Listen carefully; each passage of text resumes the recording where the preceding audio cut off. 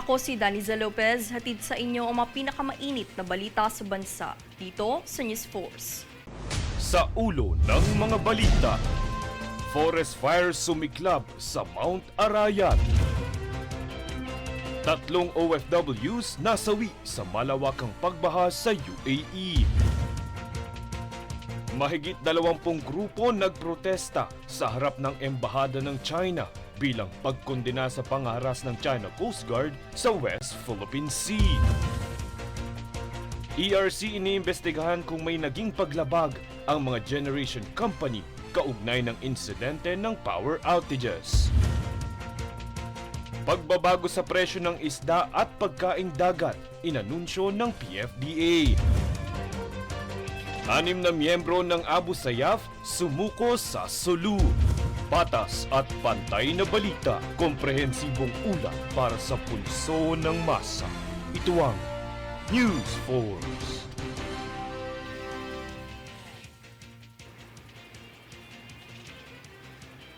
Nag-apoy muli ang ilang bahagi ng Mount Arayat sa Pampanga nitong ika-17 ng Abril, Miyerkules pasado alas 4:30 ng hapon.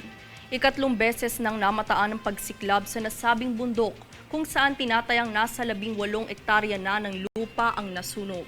Tinitignang pagkakaingi ng posibleng sanhi ng sunog ng bundok na tumupok sa mga pribadong ari-arian at Protected Forest Reservation Area ng bundok ayon sa Bureau of Fire Protection o BFP. Idineklara itong fire out ng BFP nitong Huwebes ng umaga.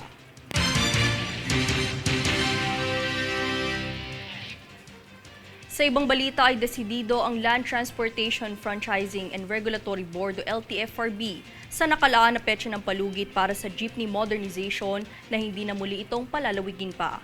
Narito ang buong balita.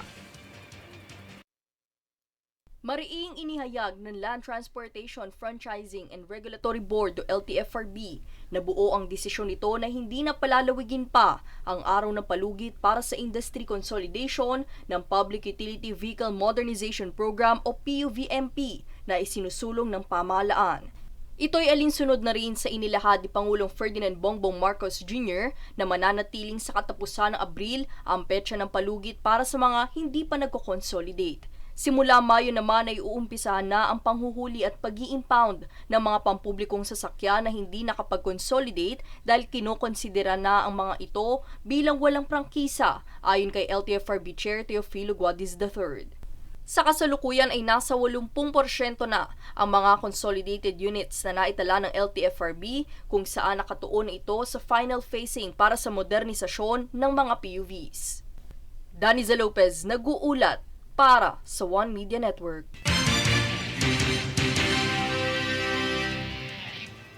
Malugod na inanunsyo ng Light Rail Transit Authority o LRTA ang libreng sakay para sa mga solo parents simula bukas ika-20 ng Abril bilang bahagi ng National Solo Parents Day.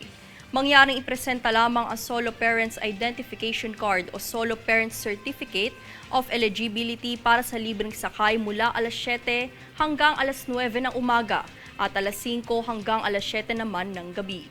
Pahayag ni LRTA Administrator Attorney Hernando Cabrera, kinikilala ni ito ang responsibilidad na ginagampanan ng mga solo parent, pati na rin ang sakripisyo na inilalaan nito para sa kanilang mga anak.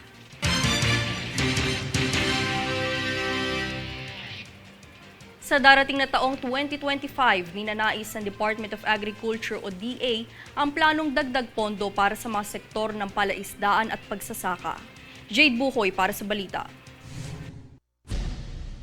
Isinapinal na ng Department of Agriculture o DA ang plano nitong bahagyang pagtaas sa pondo para sa taong 2025.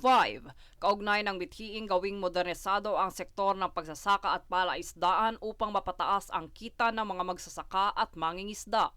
Ayon sa ahensya, naganda ito ng planong gawing doble ang pondo mula sa kasalukuyang budget na 208.58 billion pesos patungo sa halagang 513.81 billion pesos.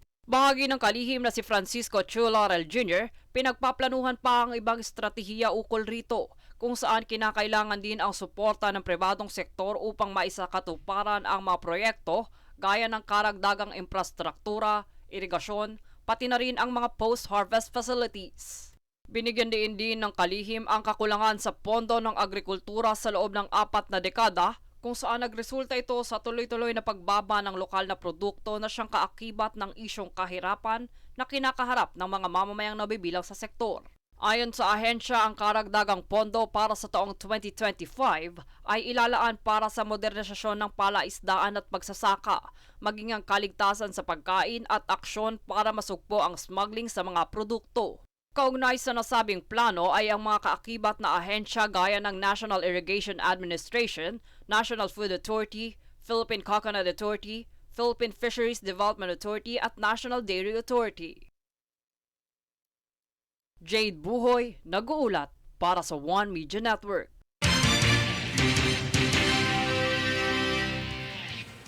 Dahil sa hangaring mapangalagaan ng pinagkukunang yaman sa rehiyon ng Cordillera, nagsagawa ng mga paraan sa pangangalaga ng binhi ng mais ang Plant Genetic Resources nito. Nagbabalik si Jade Buhoy para sa detalye. Bilang bahagi ng proyekto ng Department of Agriculture o DA ang pangangalaga at pagpapayabong sa mga binhi ng mais at ani nito sa rehiyon ng Cordillera, isinagawa nito ang mga pamamaraan sa pagpapanatili ng tradisyonal na binhi na base sa kanilang makabagong pananaliksik.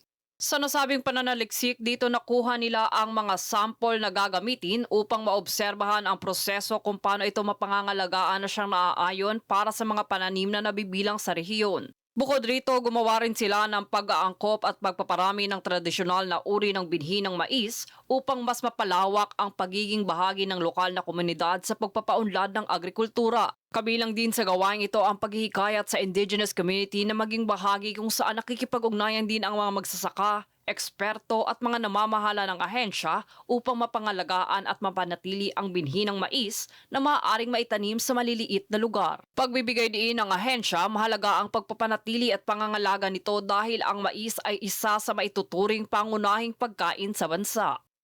Jade Buhoy, nag-uulat para sa One Media Network.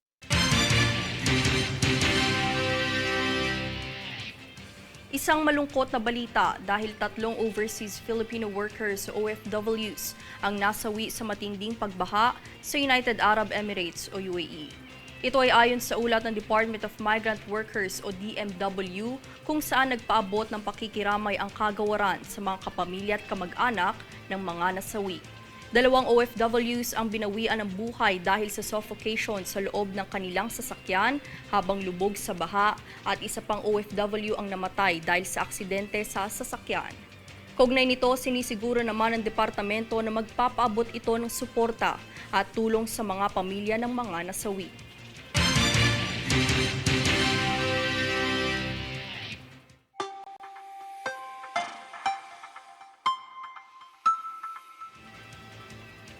Sa ating ulat panahon, dumako na ang ridge of a high-pressure area sa silangang bahagi ng Luzon. Dahil dito, tanging aasahan ng bahagyang maulap na papawirin na may pulo-pulong mga pag-ulan o pagkidlat-pagkulog sa Kamaynilaan at natitirang bahagi ng bansa, na dulot ng localized thunderstorms.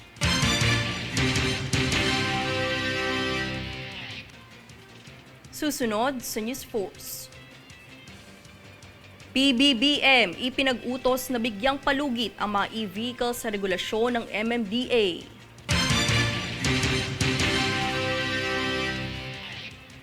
DOH nagbabala sa publiko ukol sa umano'y libreng medical insurance na kumakalat online.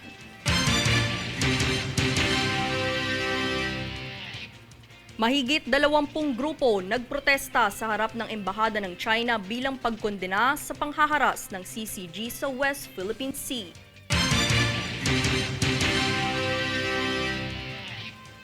Manatiling nakatutok para sa higit pang mga balita sa pagbabalik ng News Force.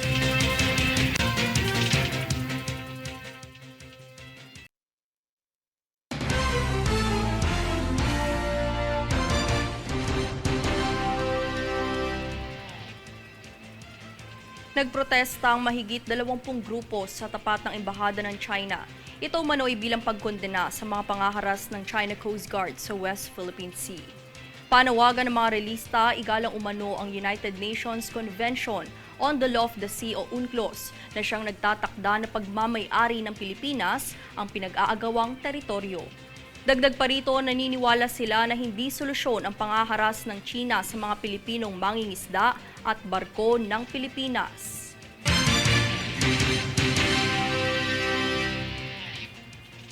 Matapos ang kamakailang pagpapatupad ng MMDA sa regulasyon na nagbabawal sa mga e-vehicle at mga kaugnay na sasakyan na dumaan sa ilang lansangan sa Metro Manila, ipinagutos si Pangulong Ferdinand Bongbong Marcos Jr. kahapon na bigyan ng 1 buwang palugit ang mga lalabag bago isyuhan ng citation ticket. Alamin mula kay Princess Castro.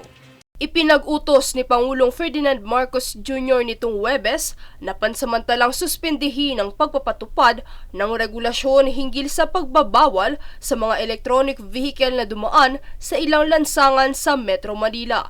Batay sa anunsyo ng Pangulo, hindi muna maaaring mag-issue ng traffic violation ticket, magpataw ng multa at mag-impound ng mga e-vehicle ang Metropolitan Manila Development Authority o MMDA at ang mga Local Government Unit o LGU sa kalakhang lungsod.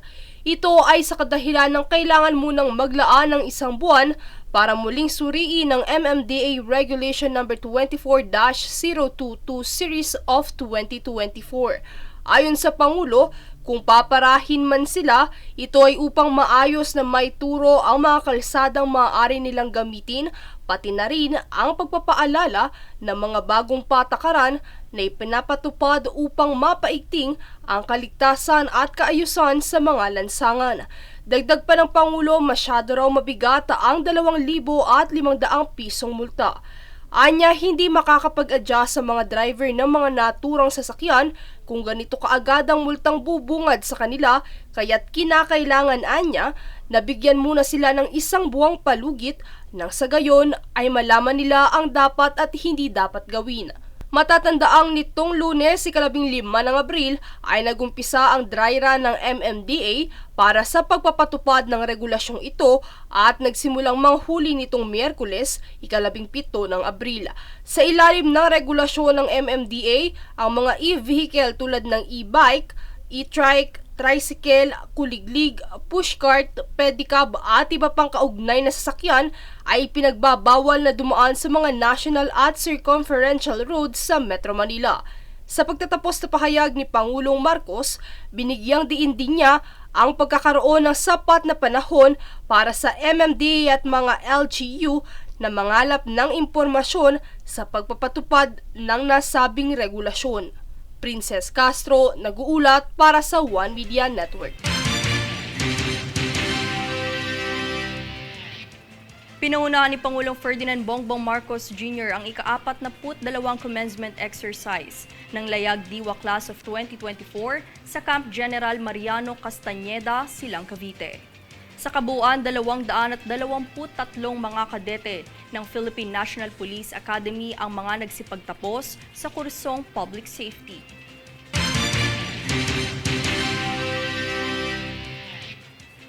Nais si Senador Win Gatchalian na imbestigahan ng Commission on Higher Education o CHED ang mga ulat na umano'y pagbebenta ng diploma sa mga dayuhang estudyante sa Cagayan. Yan ang balitang hatid ni Francis Riudique.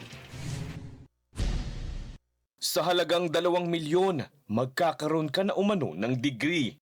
Pagkakalooban ka na ng diploma kahit na hindi ka pumapasok sa universidad. Ito ang kamakailang isiniwalat ni University of the Philippines Professor Chester Cabalza. Aniya ang mga insidenteng ito ay talamak sa mga pribadong paaralan sa Cagayan. Ang mga pangunahing mga kliyente ay ang mga dayuhang estudyante, partikular na umano ang mga Chinese students. Dahil rito, nanawagan si Senator Sherwin Gatchalian sa Commission on Higher Education na paimbestigahan ang nasabing insidente. Ayon sa senador, ang pagbebenta ng diploma o degree ay taliwas sa inisyatibo ng pamahalaan na mapaunlad ang kalidad ng edukasyon sa bansa. Bagamat suportado niya ang mga higher educational institution, ay mariin niyang ipinahayag ang kanyang pagtutol dito. Mungkahi pa ng senador, nararapat na magbigay ng karampatang parusa ang CHED sa mga opisyal na sangkot sa pagkukonsinte ng ganitong mga iligal na gawain. Francis Riudique, nag-uulat para sa One Media Network.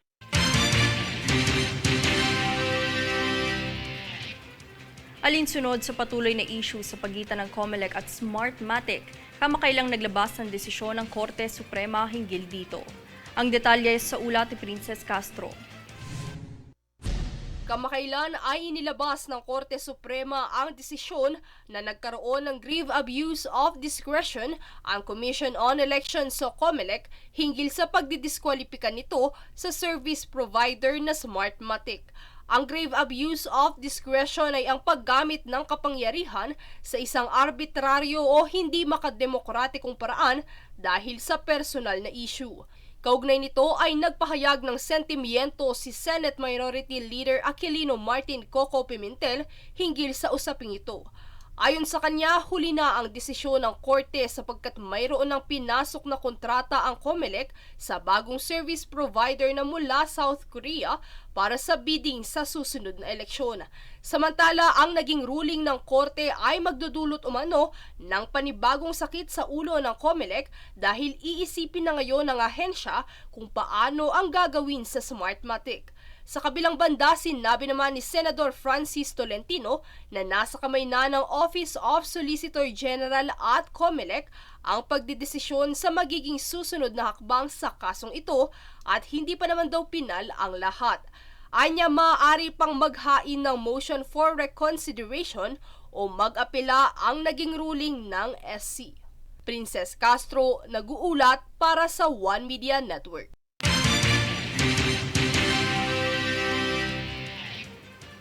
Nakatakdang magsagawa ng isang public consultation ang Department of Trade and Industry o DTI sa ika-22 ng Abril at sa ikatlong araw ng Mayo para sa Draft Implementing Rules and Regulation o IRR ng Republic Act No. 11981. Pangungunahan ng DTI Competitiveness and Innovation Group ang paghingi ng mga komento at rekomendasyon sa publiko para sa Tatak Pinoy o Proudly Filipino Act.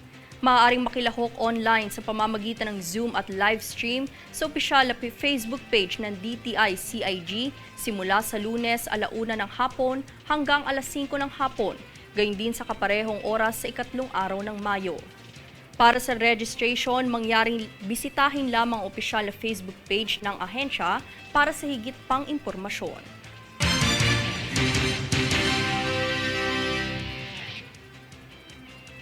Ayon sa Energy Regulatory Commission o ERC, mayroong malaking epekto ang mga naganap na malawakang power outages sa Luzon at Visayas kaya naman mahigpit itong binabantayan ng ahensya. Ang iba pang detalye sa ulat ni Francis Riudique. Iniimbestigahan na ng Energy Regulatory Commission o ERC ang mga insidente ng power outages sa Luzon at Visayas. Matatanda ang inanunsyo ng National Grid Corporation of the Philippines o NGCP na maraming power plants ang nagkaroon ng forced power outages. Ito ay nangyayari dahil sa kakulangan ng kapasidad ng mga planta na mag-supply ng kuryente sa mga consumer. Ayon kay ERC Chairperson Mona Lisa Di Malanta, kasalukuyan na nitong kinakalap ang mga impormasyon at ulat mula sa mga planta. Ito umano ay upang matukoy ang sanhi ng mga insidente ng power outages. Kasama rin umano sa pagsusuri ang posibilidad na pagkakaroon ng pagpalya o paglabag ng mga generation company. Matatanda ang mahigit 30 mga planta ang iniulat na under maintenance matapos ang forced outages. Iniutos din ng ERC na magpasa ang mga power plant companies ng kanilang timeline ukol sa pagbabalik operasyon ng kanilang mga planta. Francis Riudique, nag-uulat para sa One Media Network.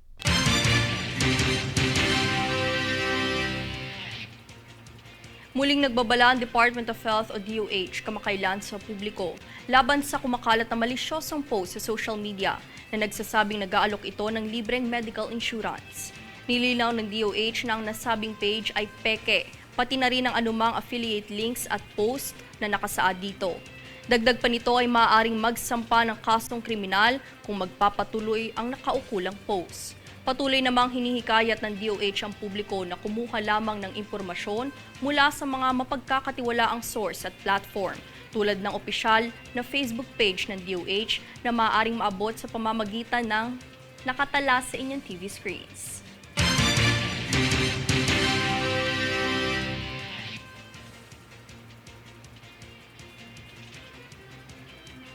Susunod sa News Force. PCG nakatakdang maglagay ng radar tower sa Ilocos Sur.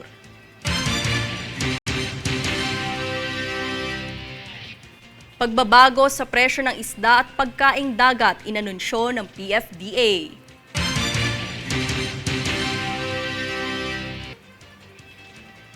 DSWD nagsagawa ng training workshop para sa digital transformation strategy ng Kagawaran. Manatiling nakatutok para sa higit pang mga balita sa pagbabalik ng News Force.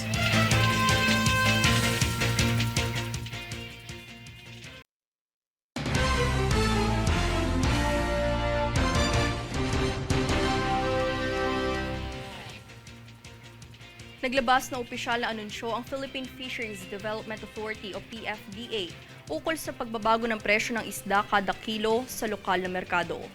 Ayon sa anunsyo, ang pinakamurang uri ay ang galunggong na nagkakahalagang 85 pesos hanggang 105 pesos sa mga isdang tulad ng gulyasan at matambaka.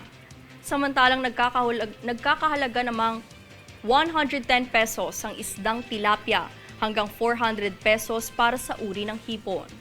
Paalala ng ahensya, maaaring tumungo sa kanilang mga websites upang malaman ang presyo ng pangunahing bilihin sa pambansang merkado.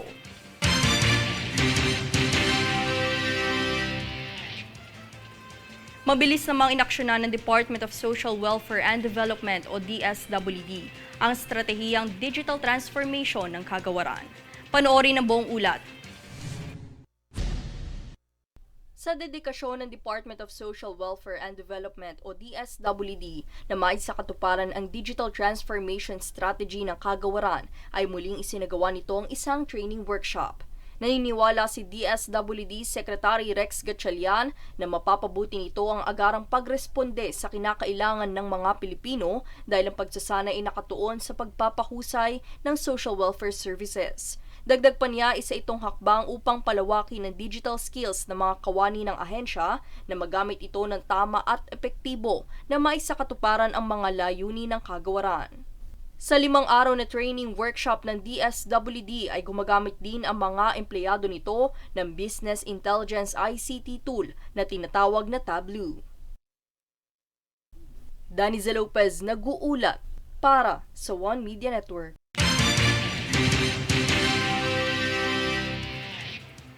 Matapos ang matagumpay na paglagda sa deed of usufruct sa pagitan ng Coast Guard District Northwestern Luzon at Office of the Candon City Mayor kamakailan, ay nakatakdang maglagay ng radar tower ang Philippine Coast Guard o PCG sa Candon, Ilocos Sur. Ayon kay Commander's Coast Guard Captain Ivan Roldan, ang nasabing paglalagay ng radar tower sa Coast Guard Substation Candon ay magpapahusay sa kamalayan ng maritime domain, paigtingin ng mga search at rescue operation at magpapalakas ng seguridad sa dagat sa loob ng Northwestern Luzon. Dagdag pa nito na ang kaganapan ay nagpapakita ng matibay na samahan ng PCG at LGU sa pangangalaga sa mga lugar sa baybayin at pagtataguyod ng maritime resilience.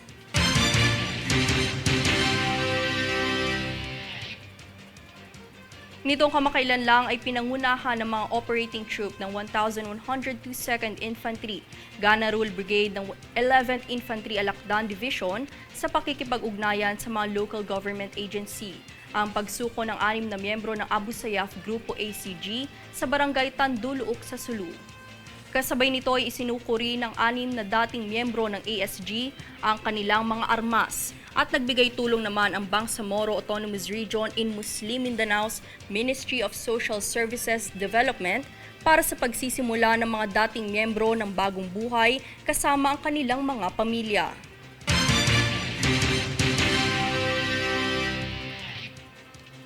At narito ang recap ng mga nagbabagang balita ngayon.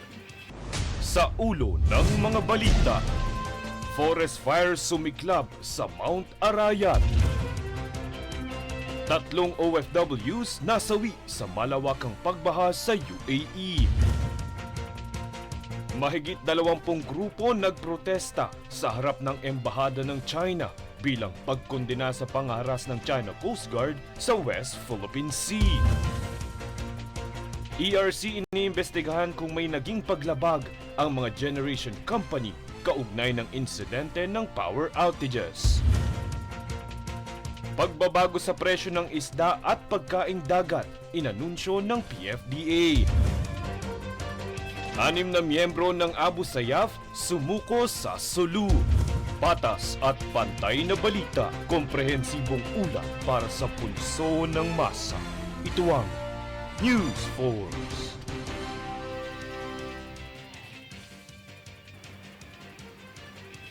At yan ang pinakamainit na mga balita ngayong araw. Manatiling nakatutok sa aming mga ulat at updates sa aming Facebook page, facebook.com/OneMediaNetwork. Ako si Daniza Lopez at ito ang News Force.